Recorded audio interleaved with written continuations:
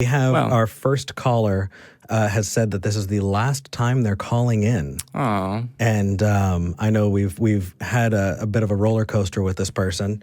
So let's start out with the last appearance from Rob in Long Island. Rob, you're talking to Eric and Jamie. How are you doing today?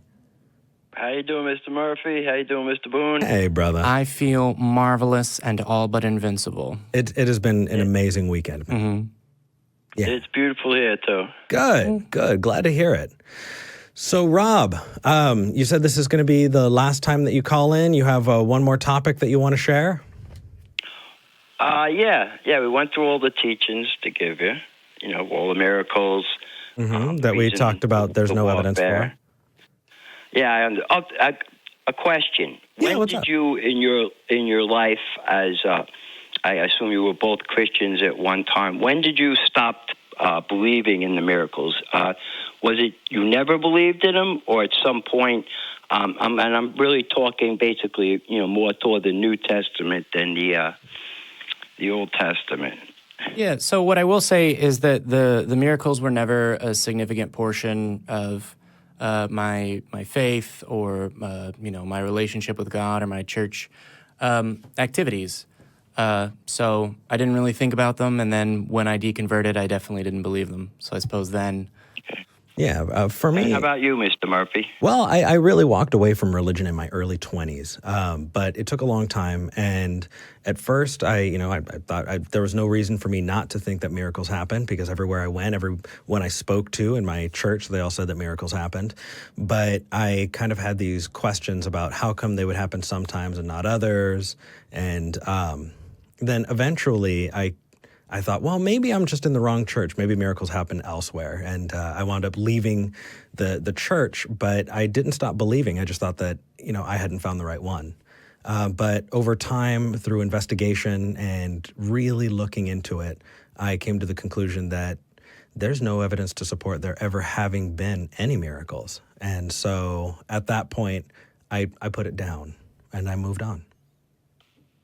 Okay. It seemed, well, Mr. Boone, you never believed in the miracles, and Mr. Murphy, you gradually lost belief in the miracles. Well, I'm not sure that saying I never believed in them is fair. It's just I didn't critically examine them immensely. So, for example, there's stories in the Old Testament and stories in the New Testament that I didn't think about a lot when I had faith, because my faith wasn't based on knowing every passage or story in the Bible. And so, to me, because the miracles were described as happening, and because I was raised in a faith that wasn't telling me, oh, and you will be able to do this in your daily life, expect miracles, the fact that, I would have said the fact that there have been miracles doesn't really affect, it didn't affect the faith that I had. Sure. And I would also say that it might be a small point of difference, but you said that I lost my belief. I didn't lose anything.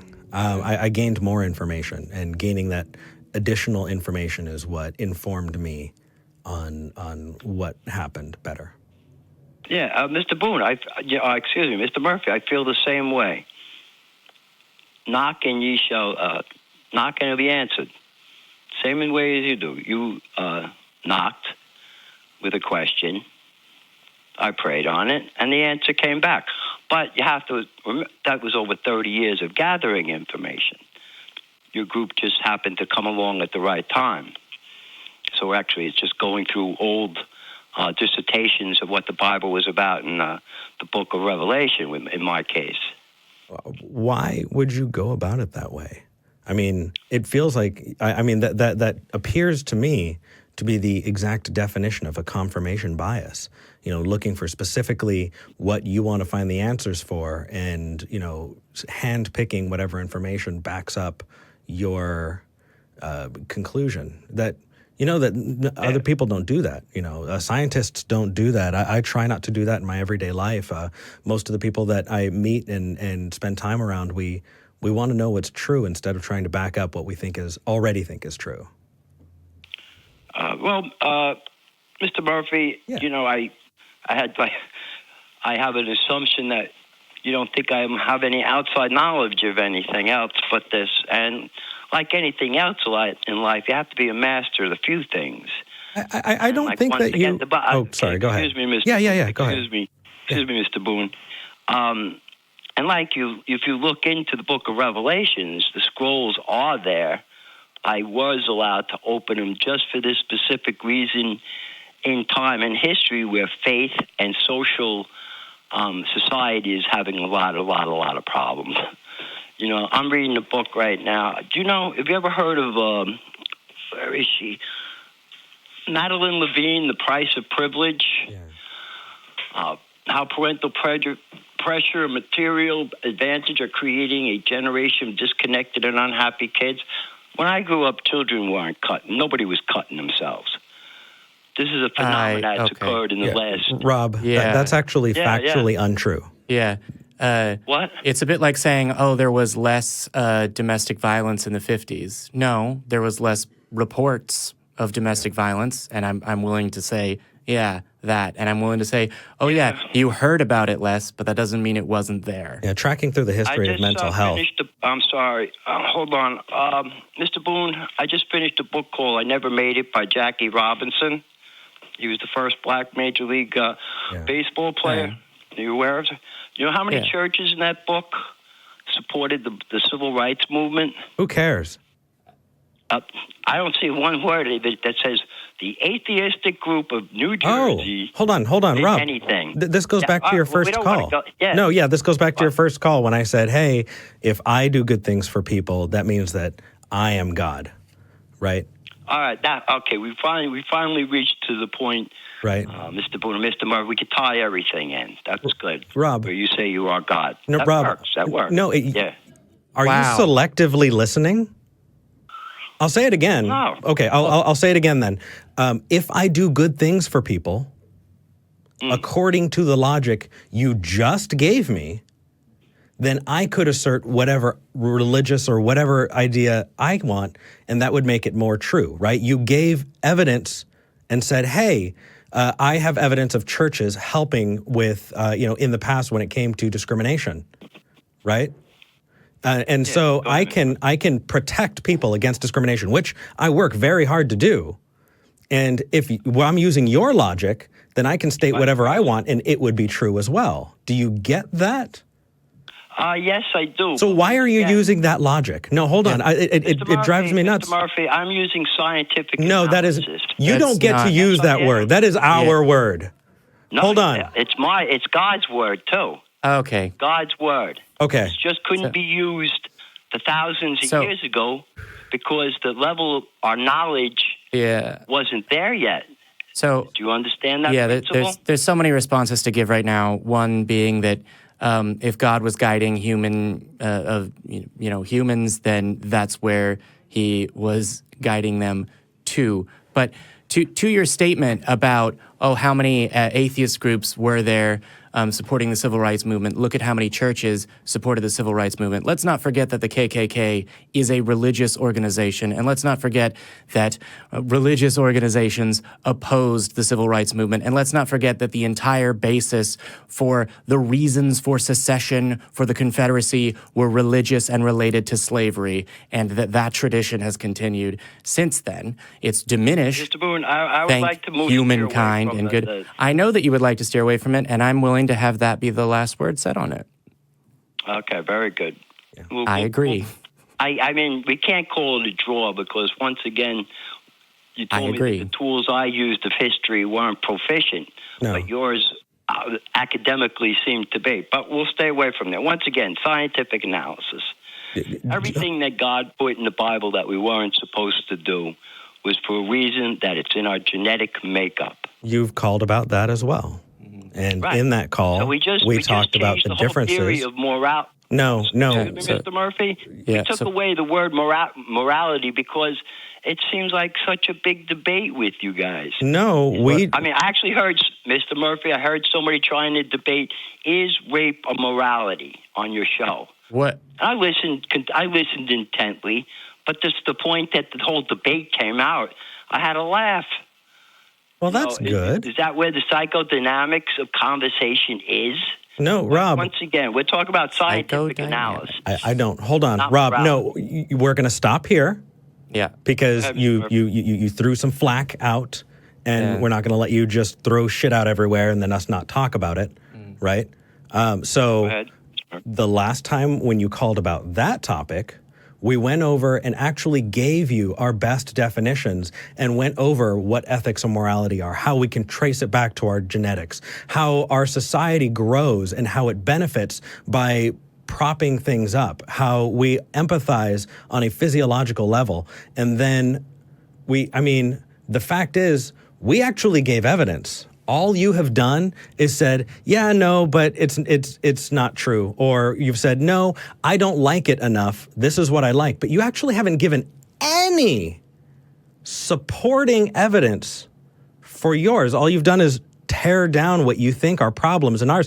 And the fact is, Rob, I'm not here to tell you that I have absolute knowledge about a thing. I don't. I'm learning, and I'm always open to learning more because I want to learn more.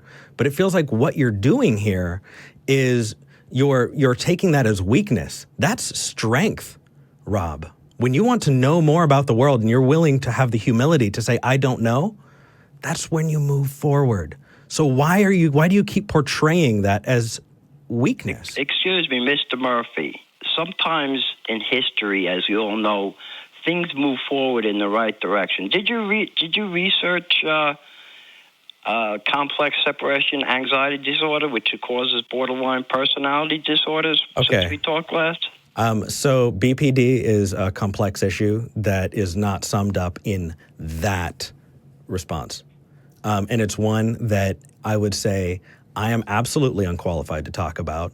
And I would say you should. Why do I keep saying I would say? It's a bad habit that I've picked up. You should talk to a psychologist. You should talk to a psychiatrist. You should go to a university and look those things up because that is overly simplistic. I took a psychology course. That's nice. That's a good beginning because taking a psychology course will help you understand, the fundamentals and the jargon, and that can be the very beginning of having a basic, a sufficient basic understanding to begin, a period of research and understanding where you talk to multiple qualified scholars and read countless, endless dozens, scores even, of papers on the modern research and the history of it. What I will say is the thing that you're bringing up is also not summarized in the Bible, so I'm not sure how it's relevant to claims of God. Well, Jimmy, did you see? Hold on. I just want to really quick. Murphy, I'll repeat once again. No, Rob, I want you to I want you to repeat. I just want to say that Chef Asbury just donated $99.99. Thank you, Chef. Yeah. Wow. Tell Chef I'm working on my third miracles, million. Not proven. Okay. I would say I'm working on my third million. All right, cool. What I will say is that Chef said, 100% miracles not proven either. And I hate to be that guy, but 100% claims of monetary value not proven either. Excuse me, Mr. Boone, I'm not going to go back to the miracles. That's a matter of faith. You shouldn't. It's Agreed. not. I also heard anybody in one of the titles was, if you believe, I guess it was in miracles, does that show immorality? That was a weird statement, if you ask me. Oh, what context was it in? On your show, I was like, where the heck did that come from? Who thinks that way? Yeah. Did you watch what was said about that portion and remember what we were talking about at the time? Yeah, I did. I might have signed off that I'd listen to it, but, just the title itself, I was like, why? Hey, why take away from somebody's imagination? And I'm fine with people's imagination, but when people believe anything that they imagine, there's a problem. Okay, Mr. Murphy, we have to go back to scientific analysis now, because according, the teachings of Rob, you haven't given any scientific anything yet. I'm losing confidence in your ability to tell me anything scientific. Excuse me, Mr. Murphy, you do not know what a criminal mind is. Mr. Rob in Long Island, you are not using science. You're saying it, and it's that word. It doesn't mean what you think it means. Yeah. I don't think it means what you think. Mr. Murphy, science is science. If you go against your physiology in actions, in deeds, and you change your nervous system in specific ways that cause a disorder, that's science. That's psychology. You know what? I think based upon. I think I can actually agree on you on this point. So what you're saying is that people shouldn't be electrocuted so that they change their natural inclinations about their sexual partners? Look, Mr. Because that would be changing their natural physiology. I was given the information a long time ago, and believe me, I used to walk around and say gay is here to stay. I'm not a hard man, and I know the switch is an internal switch that at a young age you could, as a man, you could think yourself as a woman. As a woman, you could think of yourself as a man. I knew about that switch a long time ago. I'm going to mute myself. Jamie, you go right ahead. Oh, so you've left me alone. All right.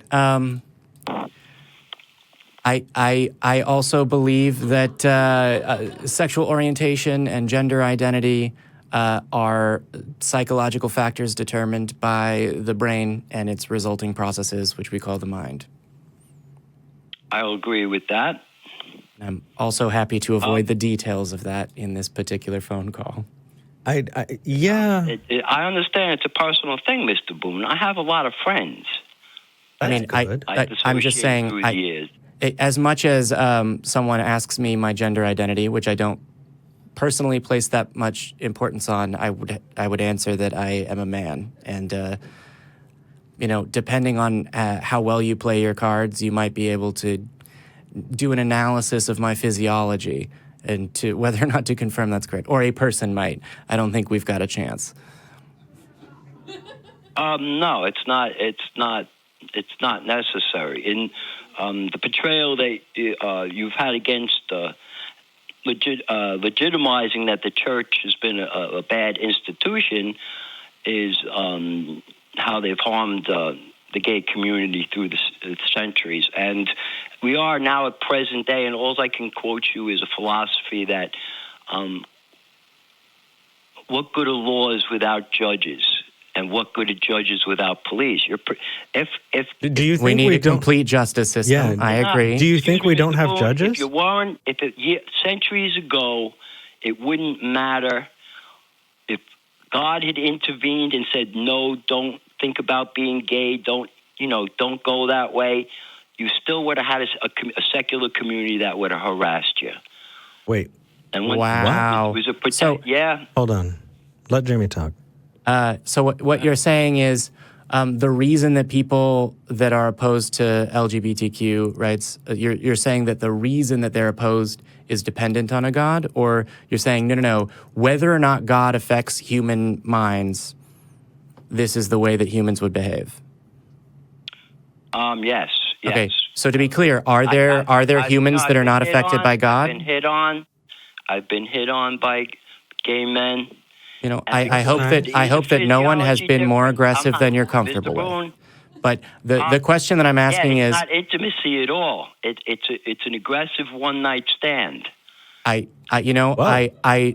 I'm sorry. I'm willing to discuss. I love that he's open, though. It's good that you're open. I'm willing to discuss the more positive and negative aspects of love and encounters in clubs and bars, etc. I'm not sure that this show is the correct format, but if you come to Austin, it's not, and because it's not, I'm just telling you, I have friends that are gay. I meet people that are gay on a regular basis. Me too. But to be upfront about sexuality, it goes against our physiology once again. We are in the same way. Rob, Mr. Boone, can I finish? No, this is Eric talking. Butterfly, right? This is Eric talking. Rob, this is Eric talking. Hi. Yeah, Eric. Hey. So we couple not just because we want to reproduce.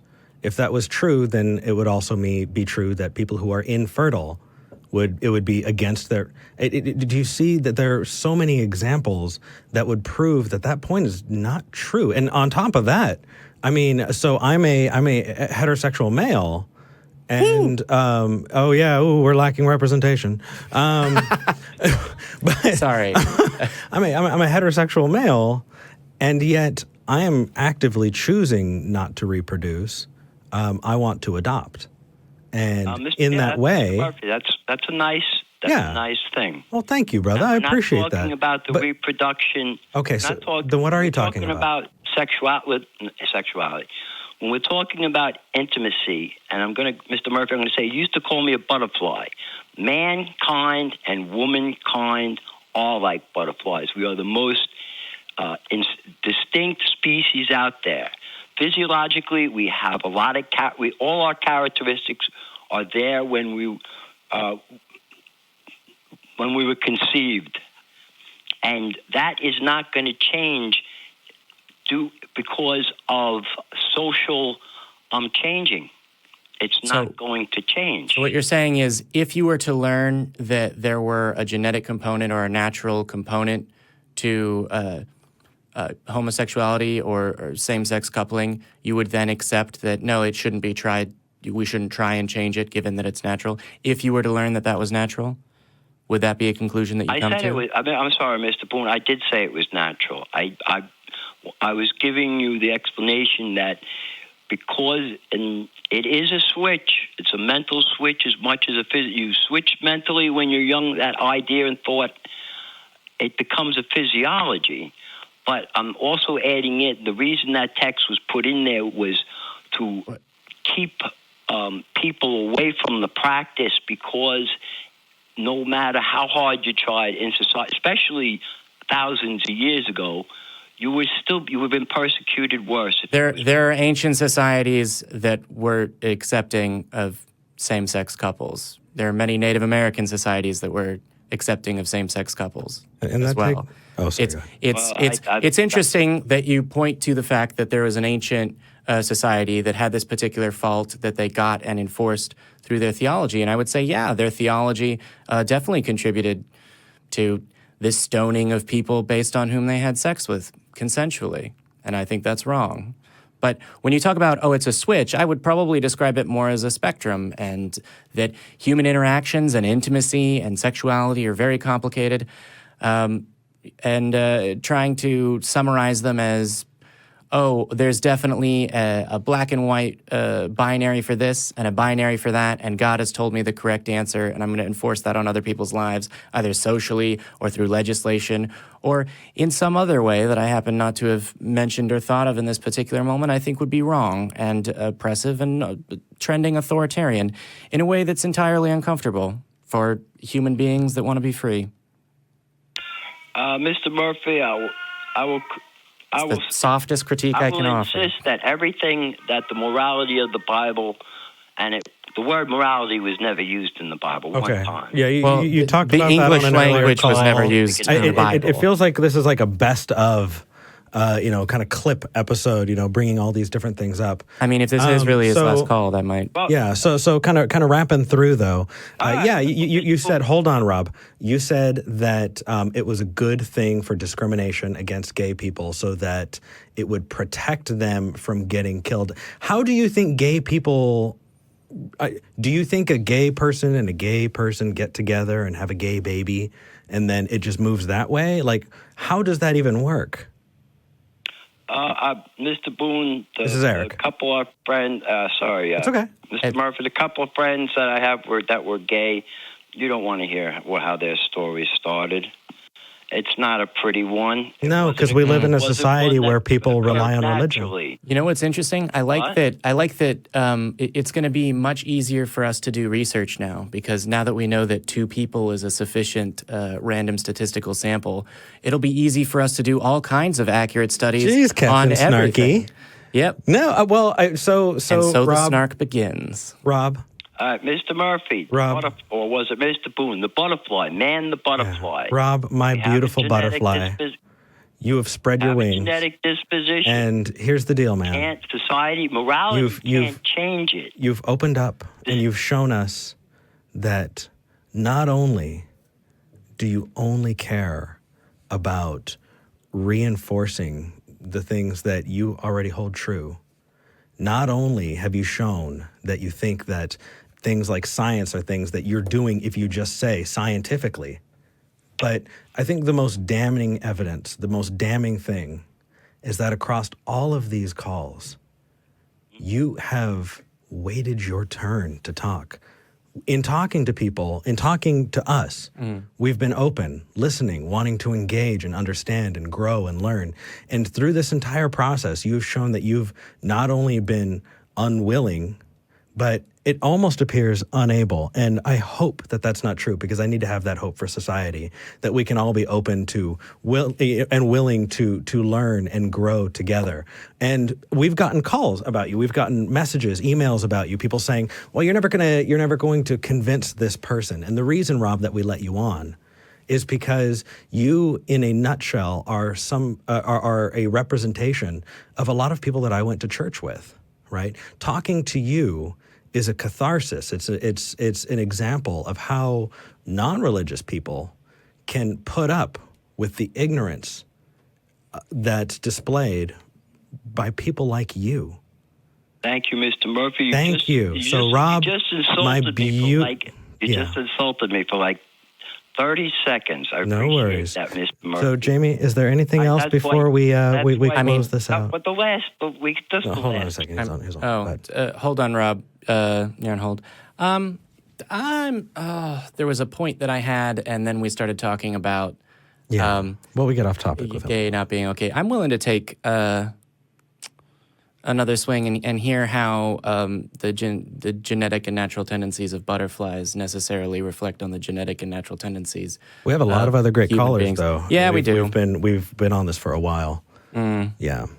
All right. Yeah. Well, hey, can we get him? Let's get him back on. Rob. Hey, Rob. So the call screener's description says that you were wanting to talk about how the Holy Bible is critical proof of scientific analysis. Is that because what you're saying is that Old Testament law is based on natural human tendency? Physiology. Or natural human physiology. Genetics.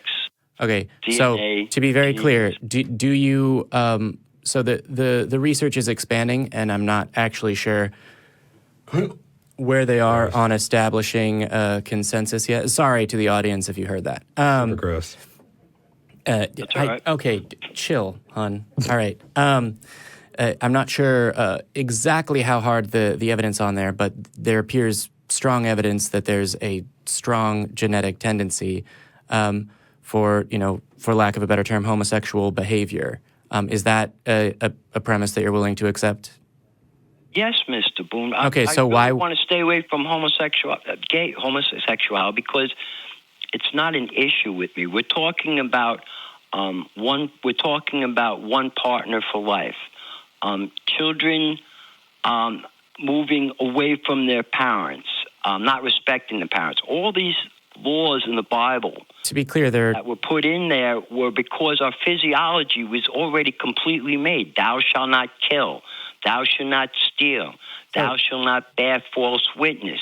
The list goes on. Yes, I believe that the laws that required those laws to be passed down in terms. I'm sorry, Mr. Boone. In terms that we could only understand those thousands of years ago. Sure, without a process of examining the world, which we could have used thousands of years ago, or at least humans could have used thousands of years ago, they found recourse to theology and religious tradition. And yes, I think that a society that created laws and couched them in religious tradition would create those laws around their society, which relates to human behavior. I don't see a God there, but my question is, do you think that there's any reasonable justification or reason for the prohibition of, well, here, we'll say this. You've said, oh, no, it's not about homosexual behavior. It's about pairing for life. Do you believe that gay people cannot feel love for life? I didn't know. Okay, I just wanted to clarify that.